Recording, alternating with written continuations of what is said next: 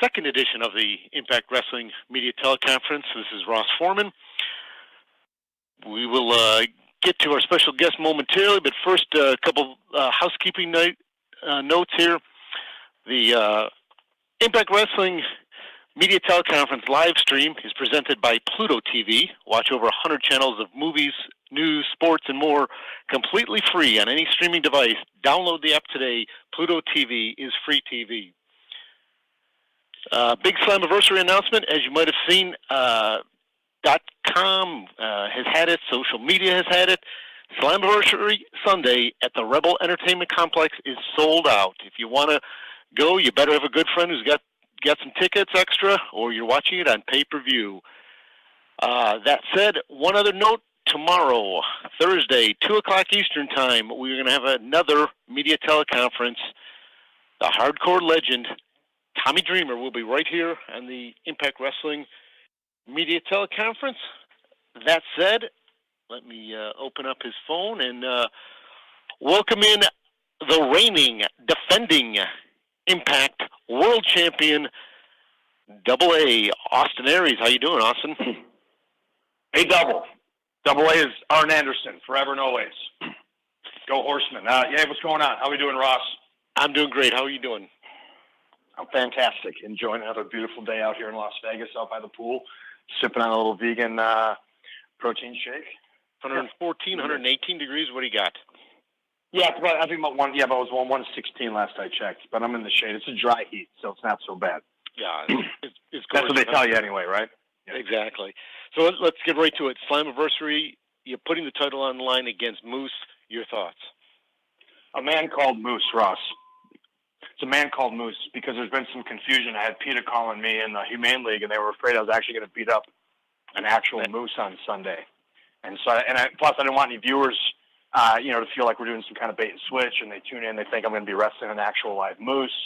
Then all of a sudden, the man called Moose comes out, and they're disappointed, and they feel like they want their money back. Listen, I'm excited for this matchup coming up. Moose, in his mind, feels like he's ready, feels like he's worked his whole life for this. I disagree, and I think this is going to be a good learning experience for a man called Moose to see just how close or how far away he is to actually being the man, or Mr. Impact Wrestling, as he likes to call himself, or the world champion. All right, well, that's it. I do have two other questions, and then we'll get to the media questions. First, got to ask you about the size and weight disadvantage you carry into this match.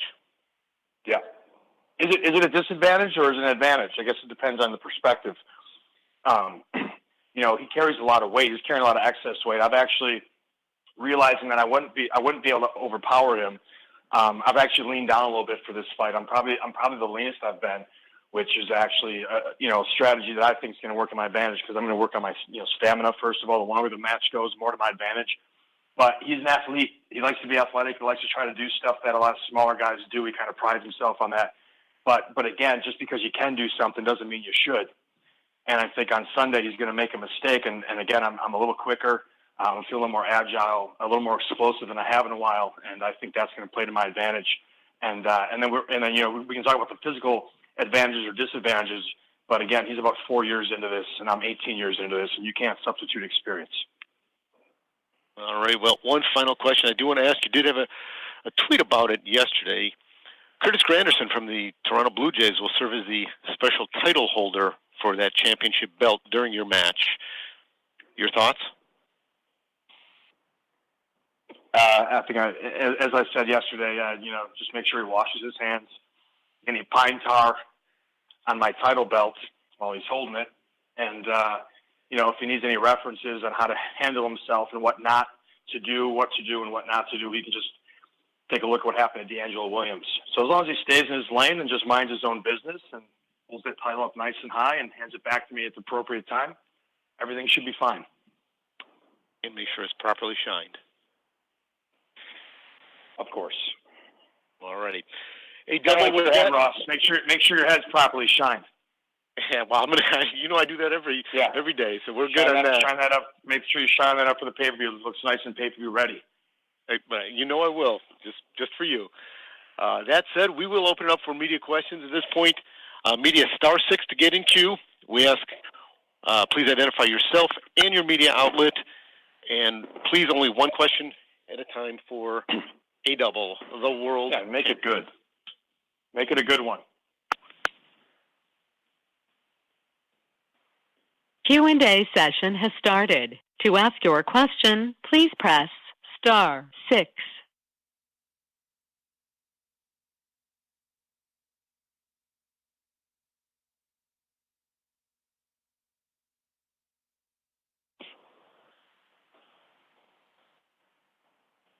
Hey, Double, I can tell you this is probably the largest list of people in queue I've ever seen. Probably Really? shouldn't be surprised. It is the world champion. Follow that, Tommy Dreamer. All right, I'll give you the first choice. You want to stay domestic or you want to go international for that first question? Let's go. Let's throw it international. Why not? I'm a citizen of the earth. Hello, Austin. Stephanie for Future Magazine in UK. How are you? Hello, Stephanie. I hope the sun's shining for you today. What's going on?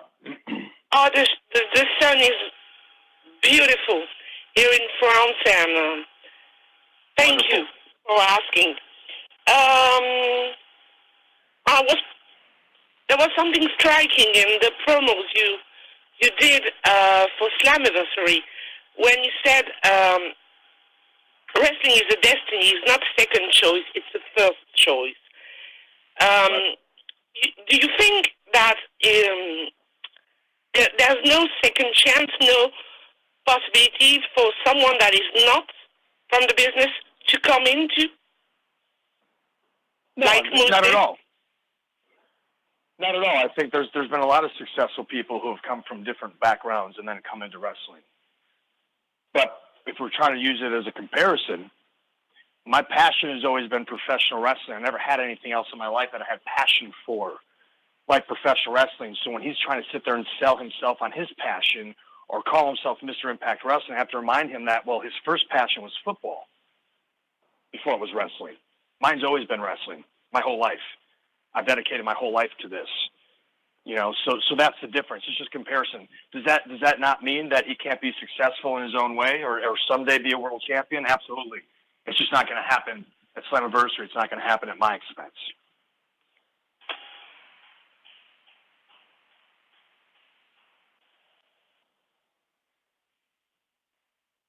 Hey, Austin, Sean of Fightful.com here. You've been involved in Impact Wrestling through a few different regimes. How would you compare those? And also, do you still have the bowling trophy you won in the Paparazzi Championship Series?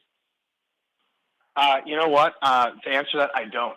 And I'm a little upset with that. You know, that was actually, we had about a 2-year investigation into the theft of that. And I have my inklings of who took it. I'm not going to say it here today. I'm not going to say it out loud who I think it was. Probably Sanjay. What's that? Probably Sanjay. Well, I think it was Jay Lethal. And we're not going to make any references to why I think it's Jay Lethal. But, you know, guy's got some sticky fingers. No, in all good fun, I don't know what happened to that trophy. But that would be displayed proudly if I did have it. As far as the whole the regime thing, yeah, man, I've really been through all different incarnations in my time with TNA or now Impact Wrestling. I think this time is to me feels completely different. There's just a different energy and a different thought process and a different foundation that's being laid as far as, again, what's being done behind the scenes, behind the curtain, how talent's being, you know, not only just contracted, but then, you know, the communication levels, the amount of collaboration that's going on, not only within the company, but then with other companies. So for me, again, I've been at odds with the company over my course of my career. I don't think that's a big secret. But I think the difference now why I'm back is because, you know, all maybe the people or the ideals that I had issue with are no longer there and attached to this. So I say that when people go, oh, it's the same old TNA LOL or whatever. And I know it will take time, but I think right now we're showing people the product, and then also with what's going on in the locker room, that this is really a different Impact Wrestling, and people should give it a chance and see if it might be something that they enjoy watching again. Thank you.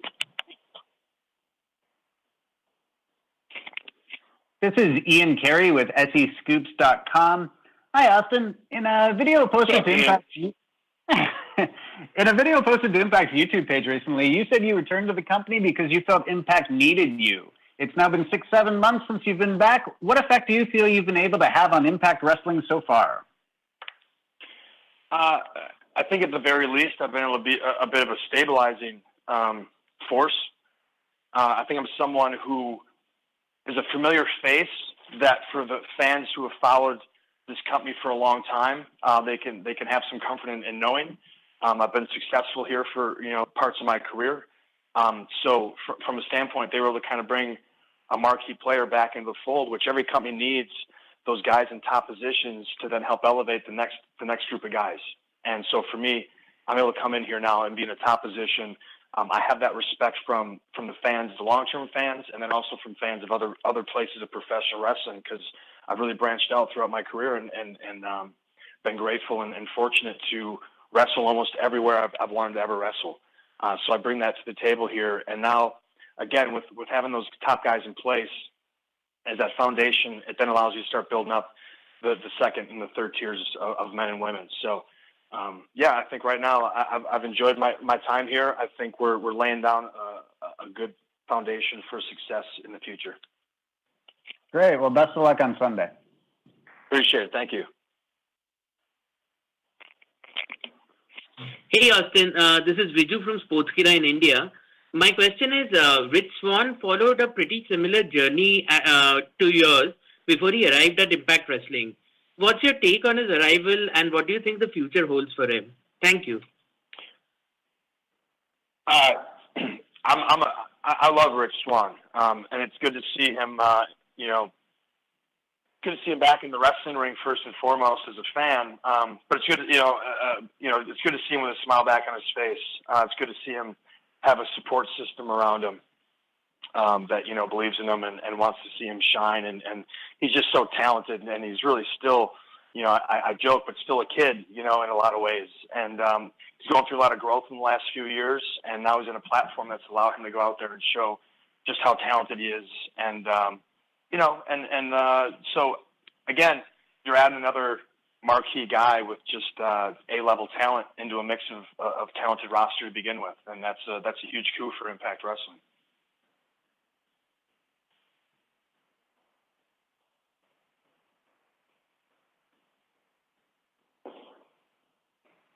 Hi, this is Paul Boron from Two-Faced Wrestling. I wanted to ask you about kind of the crossover between promotions. Various promotions are getting into the ring with each other and maybe bridging the gap between Impact and Ring of Honor and things like that. What your thought process is with that and why it's important for wrestling? Oh, I just think, technology changes the medium. And technology's kind of changed wrestling. There's been all these different time periods. When I first broke in, we were still trying to, sell VHS tapes, and that went to DVDs. Now that went to iPay-per-views. Now you're going to streaming services. With all those changes in technology, you have to kind of re-examine the way you do business, with talent and then, promotion and promotion. And I think right now you're seeing the value that there's this really strong and vibrant pro wrestling scene outside of the WWE bubble that can support guys going and traveling and living out their dreams and having great careers, and fans showing up, at arenas all over the world to support that. And then also fans from all over the world be able to watch it because of all these platforms that are now available. So you're seeing value in companies working together and creating unique and exciting ideas and opportunities and matchups and storylines that maybe historically we wouldn't have thought were possible. And that's cool. And it's given some power back to the talent a little bit, and even the playing field as far as the more places there are to go make good money and work, the better it is for everybody involved. And that's kind of the case right now, and it's beautiful.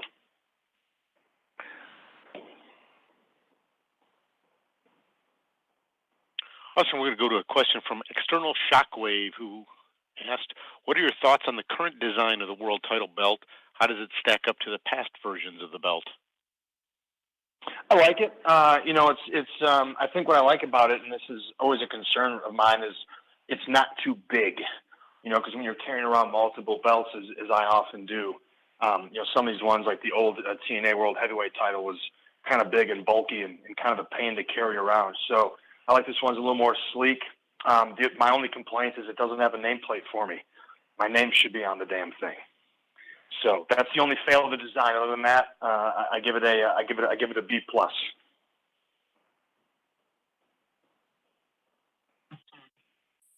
Hello, Austin. This is Aaron Barble from Wrestling Inc. How you doing today? Hello, Aaron. I'm doing fine. Thank you. Great to hear. You are one of the great success stories of people who have left WWE and found a lot of success elsewhere. Who else do you think that is still over there on that roster do you think would be a good fit for Impact Wrestling?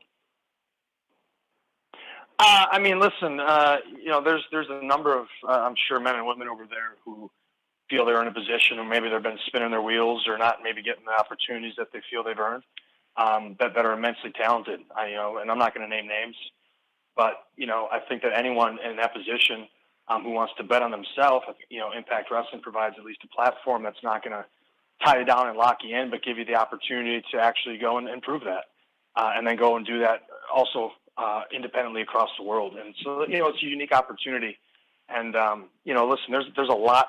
They have a huge roster, and there's a lot of talent on there that there's only so many spots and so many hours of television. So, I'm sure that there's people who feel like maybe they're left out or not getting the shots they want. And, if they find themselves free and clear, it's cool that there's a nice, vibrant professional landscape right now for people to go out and apply their craft.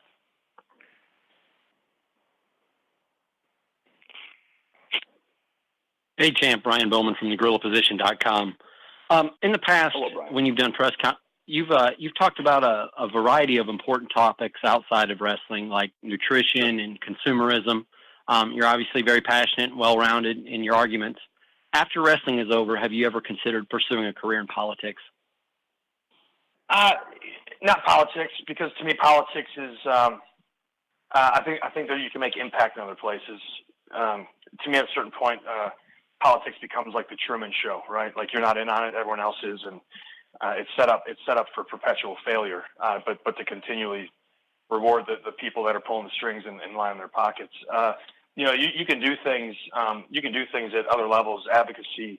Set up nonprofits, which is something that I'm looking into here with a friend of mine who's been doing that, helping people, helping homeless and veterans and things of that sort. Obviously, me going out there and saying, doing my piece of speaking and talking about plant-based diet and the importance of reducing the meat and dairy industry, which people don't realize how destructive it is, not just to us as humans for consuming, but to the environment as a whole.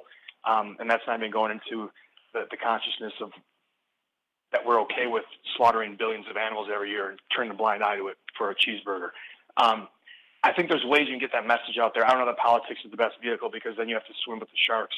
And, I think I can be more effective not swimming with the sharks, because I don't want to have to resort to the same tactics that they do to get ahead. And that's my career's followed that arc, and I think that my post-wrestling career would probably follow that same mindset. Awesome. We're going to follow that up with kind of a two-part question off of what you were just talking about. Part of it from Lady Tuca and the other part from Jeremiah Babcock. They want to know, what is your favorite vegan food? And then, do you just carry bananas around with you all the time? Yes. I usually have bananas on me at all times, which now has become now it's almost like people make sure I have bananas. Like fans will make sure they bring bananas to make sure that I'm always stocked up, which I do appreciate. So, the banana thing is a phenomenon all to itself. But my favorite food has always been pizza, and that hasn't really changed. And again, we're in a place and time now. And again, I'm lucky to live in a country that allows me to go eat all sorts of cool foods that taste like the foods I used to grow up eating, like pizza, and they make great plant-based alternatives, vegan pizzas, vegan cheeses made of nut milks and all sorts of different things. And so I love pizza. I love pizza, and I love bananas, and I love pie for dessert. Always love pie.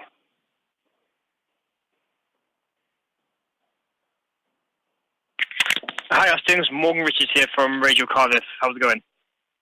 It's going well, thank you. Good. So what I want to ask you about is, of course, the first night you returned to Impact Wrestling, you won the title. The same time you really go into different promotions, beating their champions and just collecting belts, adding to that huge package. But for you, what does a really Impact World Championship mean to you, and why is it so special? Well, I think it was the thing that really completed my impressive package. And I was having some success. Again, World Series Wrestling in Australia. I can't say enough good things about what they're doing there and what they're building there and their vision. And to be a part of that and to kind of be the champion in the face of that and help that grow was great. Doing that again in England with IPW UK and Defiant at the same time, those companies working together, like that was a cool thing. But then with the Impact World title, it just kind of cemented it and took it to this next level because I still think the Impact World title has value. The lineage. If you look at the people who've held it, if you look at the talent and the history of it, it's still one of the most important titles in professional wrestling. And so, for me to be able to come back and accomplish that on top of everything else I was doing, it just kind of brought it all together, and it kind of became a thing. And this whole belt collector thing really took its shape of its own from there. And for me also to come back and be trusted as one of the guys to be responsible for helping bring this company back to where it wants to be. Also is, again, a position that I appreciate, but I take very seriously, and I want to deliver. Great. Cheers, Austin. Thank you. Hi there, Austin. It's Adam from the Impact Lounge and V2 Wrestling here. How are you this evening? I'm doing wonderful. Thank you very much. Fantastic. Looking forward to hopefully seeing you in the UK in a couple of weeks. My question is, obviously, you're in the main event, the champion, going into the biggest marquee event for Impact this weekend. Do you have anything lined up special for your entrance, perhaps the return of the cape? I've been kicking some ideas around. The cape's here, the fuzzy jacket's here. I've got a string bikini, just like little banana hammocks. I've been thinking about, but I don't know. We'll see. But then sometimes it's good to just go out there and treat it like just another day at the office, just another game, just because sometimes, and I wonder if this is going to happen to Moose because I've been hearing some rumblings of all this theatrics that he wants to pull out, and he wants to. This is the biggest moment of his career. He's going to make this so big in his head. He's going to get so amped up and so hyped up that the match is going to be over before it even starts. He's going to be so in his head and so amped up instead of just business as usual. And I'm going to go in there and just take care of business as usual. So you know what? My entrance might just be business as usual, which means I'm going to walk out the curtain. I'm going to look through the crowd, which is going to be sold out now. You're welcome. I'm going to look through that crowd, the sold out crowd. I'm going to look at them all with disdain and contempt. I'm going to saunter down to the ring with confidence because I'm the belt collector. I'm the world champion. I'm going to get in the ring. I'm going to beat him. Just another day at the office. Fantastic. Good luck on Sunday, and looking forward to seeing you UK. Appreciate it. I've got skills, so hopefully I won't need the luck.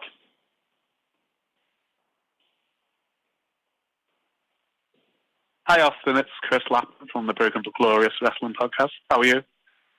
I'm doing wonderful, thanks.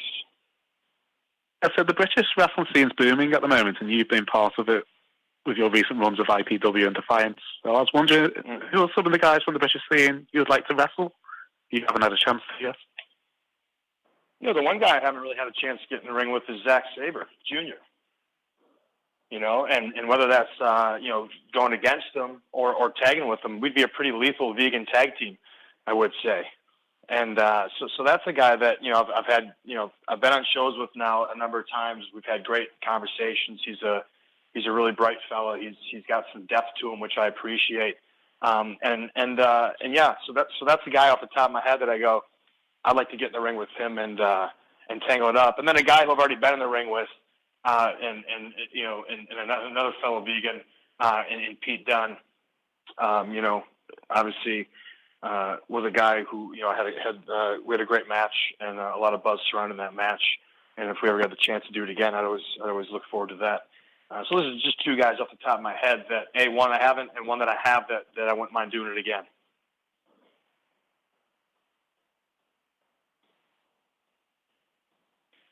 Hey, Austin, it's James Walsh from the Wrestling Epicenter. How you doing today? Good, James. Yourself? I'm doing great. Good to talk to you. Are you getting tired of everybody asking how you're doing? Yeah, everybody, I'm doing wonderful. Okay, I'm sitting out here. I'm sitting in the sun. I'm enjoying my afternoon. So we can just go right to the question, and I'll assume everyone's doing wonderful too. So as a longtime fan of Impact Wrestling, one of the things us fans have always said is they got to get out of the Impact Zone. And as a longtime fan of wrestling in general, you could do that in places. You can have the Sportatorium where you play every week, and you know what, that's great. But sometimes the fans get complacent. I think that, though, the change of scenery that we've seen from Impact Wrestling has breathed new life into the product with a excited crowd that maybe isn't, overly familiar with you guys. Would you agree that having a new audience that you're playing in front of, a new live crowd, has breathed new life into the Impact Wrestling broadcast? Yeah, I think that's kind of a no-brainer in a lot of ways, right? I mean, could you imagine being a band and going and playing the same venue in front of the same fans every week? Or, I mean, you are in Vegas. That's a lot. Like, you were right, but it's in front of the same people. You know what I'm saying? Like, it wasn't, and the problem was it wasn't. It was either a mixture of the same people who'd been there and who no longer really got excited, as you said, to be there, or people who really had no interest in being there to begin with because they weren't really there for that. So I think that, listen, you got to take the show on the road, but you also have to have a sound game plan to do that, and it doesn't have to be in front of 10,000 people, 5,000 people, even 1,000 people. You can put 600 to 800 people right now in the right building. And if you look historically at some of the best TV wrestling we've ever watched, or I watched growing up, it wasn't thousands of people. But if you put the right environment in there and create the right atmosphere, it's always going to add to the experience, not just for the aesthetics of how it looks on television, but for the actual environment in the room. And that translates to the actual performers because they're now getting energy fed back to them that we're exporting it. And we get it fed back to us so that we can even ramp it up that much more, and that's what I'm excited for on Sunday because we're sold out. I've seen this venue. It's an entertainment complex. They've got music and live music and stuff in there regularly. It's a really cool, unique look, and I think it's going to create this really awesome atmosphere. And you're going to have a sold out crowd, people who paid their hard-earned money to be there and to enjoy themselves, and for 3 hours forget about whatever else is going on. And just have a good time watching some pro wrestling. And that's going to translate to hopefully everyone who's watching at home on pay-per-view. And then we're going to go out there, we're going to tear it down. We're going to feed off that, and we're going to blow the roof off the place. Can't wait for it. Thank you, man. Have a great night. You got it. Thank you. So we're going to go to a question that's actually come in a couple times, one from Rocco and from Bisco. They want to know, will the Brewers win the National League Central this year? It's tough. They're one of the toughest divisions. And I mean, if you look on paper, the Chicago Cubs would look to be the more talented team. I've had a lot of fun watching the Brewers this year. I think David Stearns has done a hell of a job turning them around in just a couple of years. They've got a lot of talent. They've found in all sorts of different ways. Jesus Aguilar was a waiver pickup. Guy could be the next David Ortiz if you look at it from a career, trajectory standpoint. They're a fun team to watch. They've got depth. They maybe don't have that high-end, all-star type of MVP candidate, in the pitching staff that maybe those teams like the Cubs have. It's going to be tough. Right now they're in it. They're in the position they want to be. It's a long second half. We'll see if they make some moves at the trade deadline. They've got a good farm system to make a couple moves to shore up some areas. And, I'm a baseball guy. I grew up playing baseball. Wasn't I didn't go to play professionally like Moose did with the NFL. Unfortunately, 5'9" left-handed pitchers who only top out in the mid to high 80s don't always get scouts' attention. Although looking at it now, I could have been like Jamie Moyer or Jesse Orozco, I suppose, and been just a loogie out of the bullpen. Who knows? Actually, I threw out the first pitch here just the other day for an independent game in Indiana, actually. And man, I had some good movement on the fastball with the two-seamer. It's made me start thinking about maybe looking for some independent league and maybe getting back into baseball. Maybe Moose has inspired me to be a two-sport athlete once again. Hell, the Miz just won the MVP for the softball game, World Series or the All-Star game.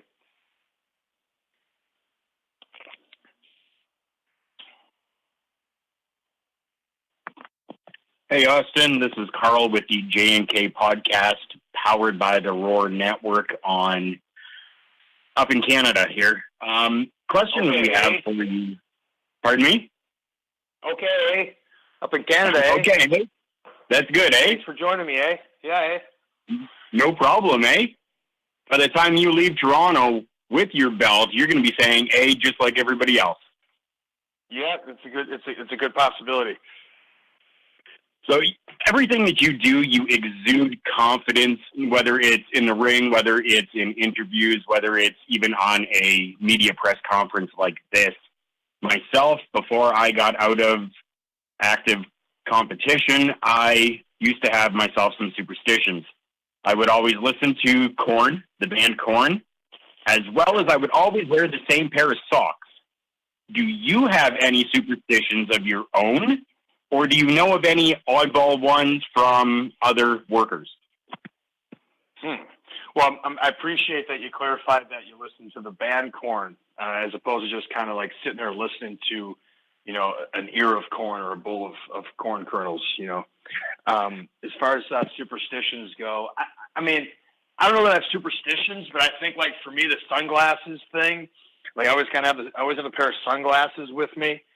Because I never know when I have to be in costume, But yeah, I wear my sunglasses a lot. Maybe that's a superstition, but no, I don't really have too many. When I was younger, I used to not step on cracks, But and as far as other superstitions, I'm trying to think. There was a guy up that I trained with early in Minnesota, and he just retired a year or so ago.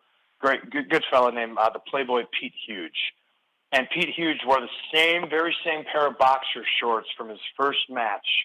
And he wore them every match. And it was probably, I want to say, 12, 15 years. Until they're literally just a waistband with some tattered, remains of what used to be boxer shorts. But he wore them every match, and even to the point to where they were really no longer useful. So that's one that I do recall. Awesome, thank you. And his finishing move was the G spot, which was like the X Factor, but it was the G spot. It was great. He hit you with the G spot. Playboy Pete Huge, give you a shout out up in Minnesota. G spot. Boot to the stomach, DDT. Austin, I think a perfect segue off that question would be a question we got from Jim V. Is there anything you do on show day or pre-match backstage to hype yourself up for going to the ring?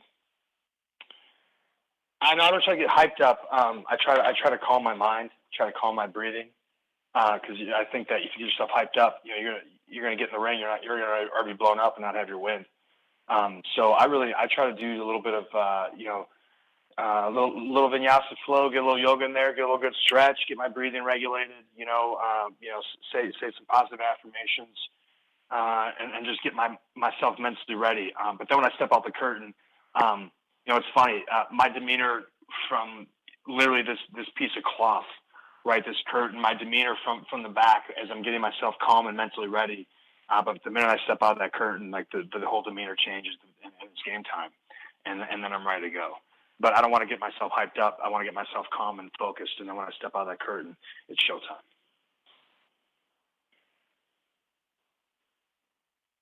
Hi, this is Brian from the High Spot Podcast, highspotpodcast.com. Thank you so much for the time, Mr. Aries.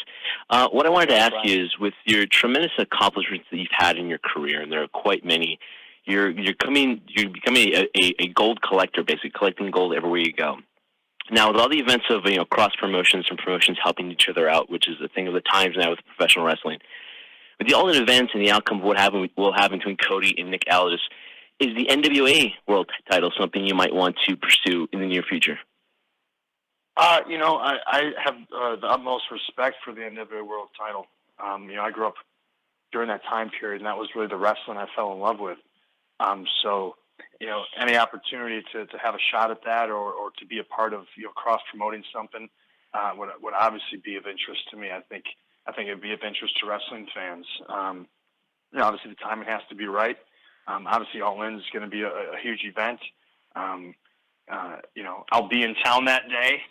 So who knows what could happen, but right now there's a lot of exciting possibilities when you look at the landscape of wrestling. Jay Lethal now being the Ring of Honor World Champion, he obviously has some history with Impact Wrestling. Obviously the two companies, have been doing some at least, working together or at least, allowing some freedoms for that to happen. So, you got the Jericho Cruise coming up, and Impact's involvement in that along with Ring of Honor. It's creating a really unique time and landscape to where really literally anything can happen.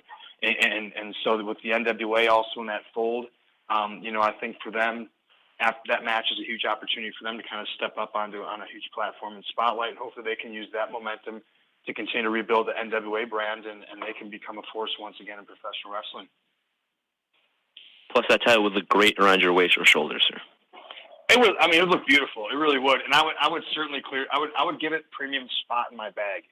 It would get like a premium position because not every belt gets got like 6 in there. Not everyone can have the comfy spot in the bag. Some get crammed in there. I definitely would give the NWA title a upgraded spot in my bag in the travels, first class, all the way. Thank you, sir. You got it.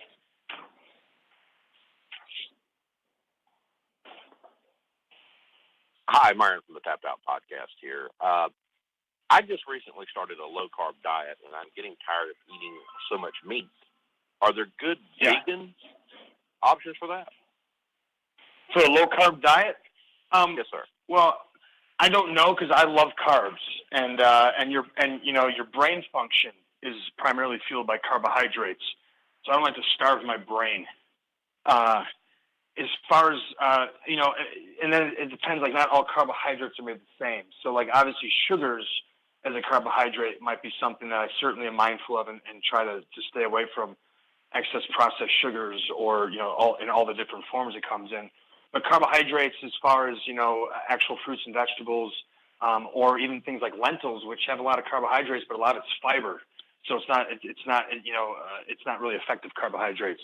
So things like that. But I think that, again, vegetables, you can eat a lot of vegetables and a lot of greens or whatever your favorite vegetables are and have it be relatively low in the carbohydrates. The fruits, obviously, with the sugars, not so much. But I would say, don't be too afraid of the carbohydrates. They're not the big evil, and protein isn't also somehow some magical calorie that only puts on lean mass. I know this has been perpetuated by the kind of corporate machine to make money, but I think a balanced diet that has the appropriate amounts of fats, carbohydrates, and protein, and then eating consistent meals, I think is always, for a longevity standpoint, going to be your best bet. Oh, thank you, sir. You got it. Yes, sir.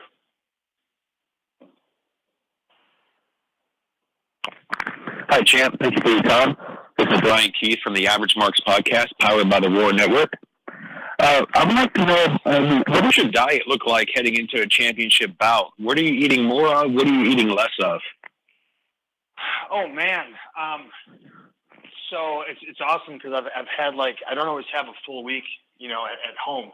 And so I've had a full week at home leading up to this. So I've been able to be a little more on point. I do have like a sponsorship deal with Trifecta Foods. And they send me great vegan meals every week that if especially from a time standpoint, if I don't have time to cook, there's, good things. Again, beans and rice, lentils, quinoa, lots of fruits and vegetables, lots of nuts, and then just drinking plenty of fluids. I think, especially being out here in the heat, we're eating a lot of watermelon, drinking a lot of watermelon juice, and then just, the good old H2O. And we usually have our grill fired up. So we're usually throwing, just kind of grilling stuff throughout the day. And I like to work out, actually to get some pool workouts and do some workout outside. And, it's just about, again, consistency and then just, really trying to stay away from the really bad stuff and just try to kind of put the good stuff in your body. Thanks, champ. You got it.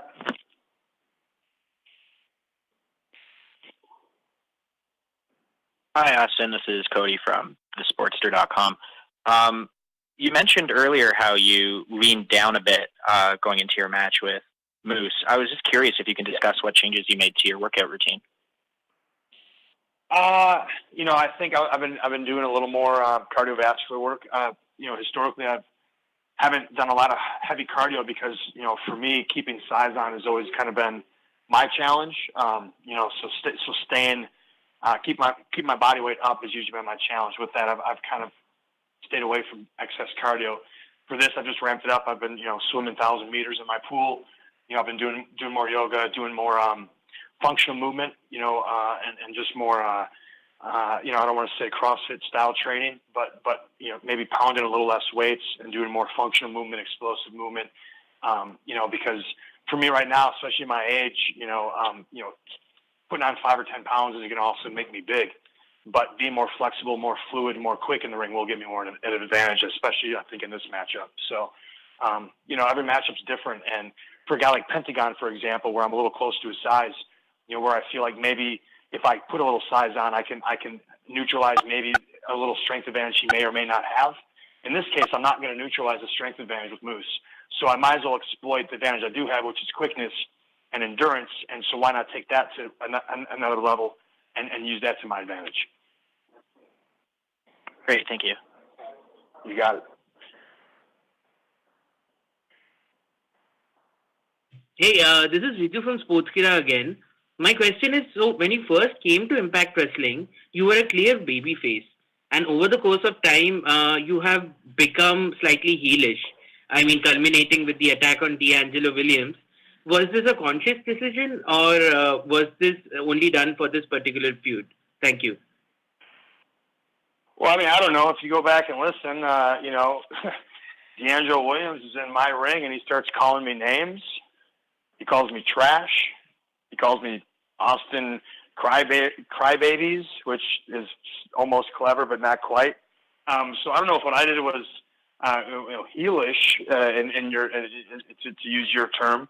I just think this guy was stepping in my ring and disrespected me, and I had to show him exactly where he belonged and who he was talking to. When I first came into Impact Wrestling, of course, you want to come in, you want to get in everybody's good graces. You got that little honeymoon phase where everyone's trying to win each other over, and including me trying to win the fans over, right? Because I knew that would serve me best. But the reality of the situation is I've always worked best. When I have this edge to me, when I've got this chip on my shoulder, when I'm able to kind of let my true feelings out, so to speak, about certain people, whether that be the fans or the people I'm working with. Again, at the end of the day, we all have depth. No one's a good person every day. No one wakes up and is a bad person every day. Well, some people do, but everything's strategic. And right now, I'm in my comfort zone, and I think the results are showing that. Austin, we'll go to a question from Ishan Kacker, who writes, because of you are more experienced, do you feel you're more under pressure against Moose this Sunday? And if you lose, would this be the biggest upset of your career? Good questions. Because obviously, as I've talked about this matchup, whether that's publicly or even privately, every way I look at the equation, I always add up to the result of me winning. But in that, it's almost as if there is an expectation that I should win. I am more experienced, and while he is physically dominant, it's not like I haven't been in the ring with men his size before and beaten men his size before. So I guess maybe in some ways, I guess maybe the pressure is on me. I guess I hadn't thought of it like that. Because I expect myself to win, and a lot of people expect. So I guess in this situation, I have everything to lose and really nothing to gain. And that's really not a very enviable position to be in. And so therefore, if by some chance, and listen, at the end of the night, no matter how sound your strategy is, no matter how confident you are, no matter how hard you've trained, no matter who you've got in your corner or in your ear, on any night, in one moment, any man can be another man. Literally, it takes 3 seconds. Literally, it takes just slapping on the right submission at the right time in the right place, and it's done. And that's not lost on me. And he has all the tools and the skills to do that. And if it were to happen, I don't know if it would be an upset or not. Obviously, he finds himself in this position for a reason. Do I think it'd be the biggest upset of my career? I don't know. It's tough to say, but I'm not going to put that energy out there because I don't want to think about what happened. What would I call this if I lose? Because we don't want to put that energy out there. So we're just going to call it like it is. What's it going to be when I win? And that's just another day in the office. Business as usual.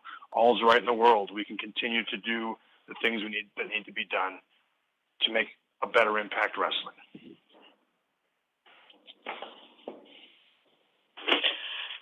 Stephanie for Future Magazine again.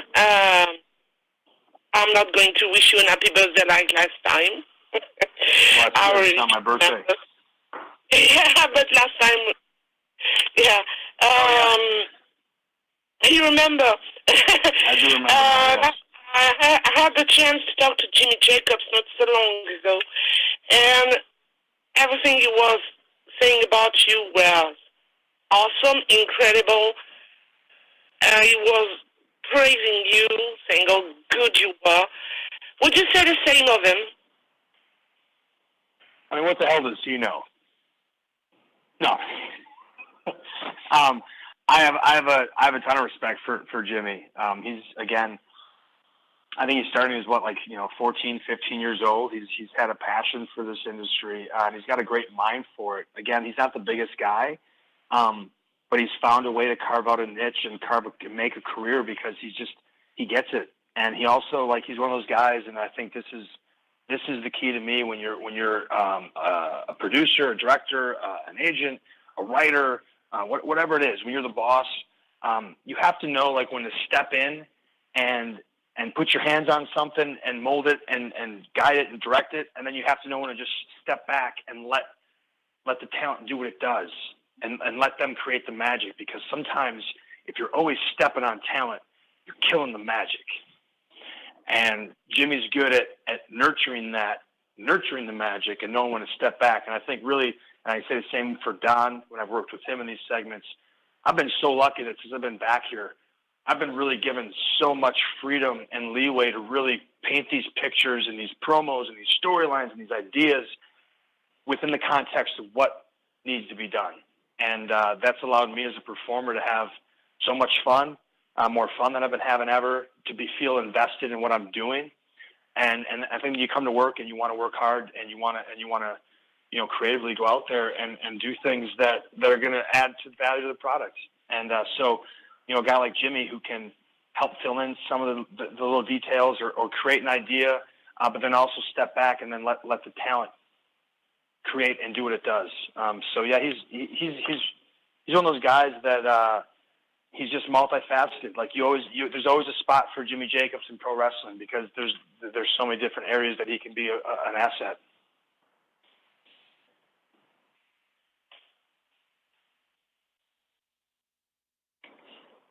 Hey, Ryan Bowman from thegorillaposition.com. Austin, over the course of your career, would you say your current run right now as the belt collector has been you at your very best? And how do you think this stretch of your career will be viewed in terms of historical perspective?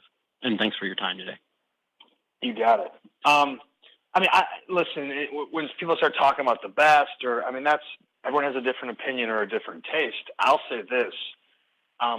I feel like right now I'm having the most fun of my career.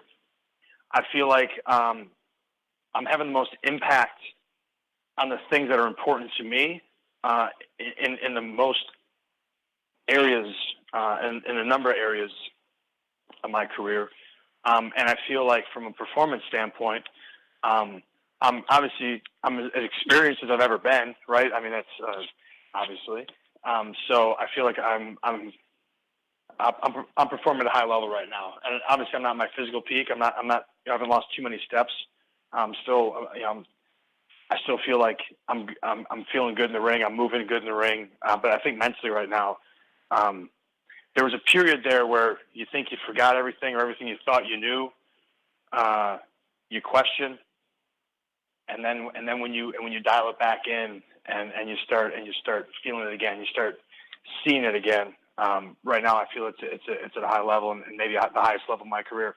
And really now I'm starting to look at, well, man, how much longer can I sustain this? Because, at a certain point, I had a certain number in my head as far as how many more years I could do this. And now that number, I mean, who knows? Could I do this for another decade? Could this be the start of an even greater stretch of success than I've even had for the first 18 years? I'm excited to see that possibility play out. All right. Well, Austin, I know your time is precious, so we will wrap it up with that. As always, much appreciated. I know I can speak on behalf of all the media. We're very appreciative of the champ's time today. We will give you the floor for a final thought heading into Slammiversary on Sunday.